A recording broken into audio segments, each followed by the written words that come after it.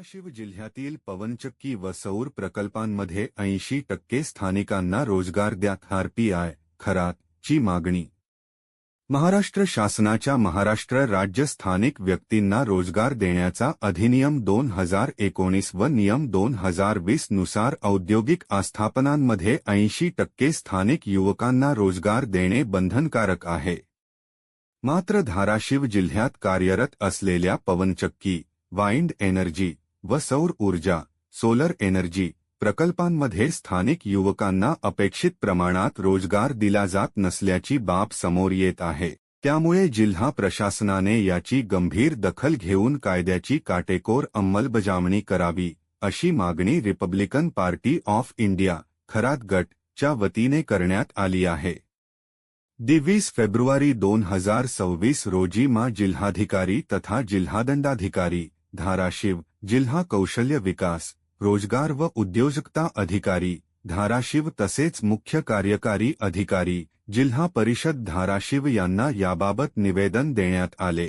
निवेदनात नमूद करण्यात आले आहे की धाराशिव जिल्ह्यातील जमीन, नैसर्गिक संसाधने व पायाभूत सुविधांचा वापर करून उभारण्यात आलेल्या अनेक पवनचक्की व सौर ऊर्जा प्रकल्पांमध्ये तांत्रिक, कंत्राटी व इतर पदांवर मोठ्या प्रमाणात बाहेरील कामगारांना प्राधान्य दिले जात आहे।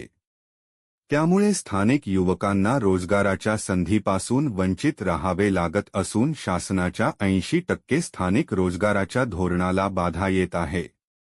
प्रशासनाने जिल्ह्यातील सर्व पवनचक्की व सौर ऊर्जा प्रकल्पांची विशेष तपासणी करून पदनिहाय व वेतननिहाय स्थानिक व बाहेरील कर्मचाऱ्यांची माहिती मागवावी, तसेच नियमांचे उल्लंघन करणाऱ्या आस्थापनांवर कायद्यानुसार दंडात्मक कारवाई करावी, अशी मागणी करण्यात आली आहे।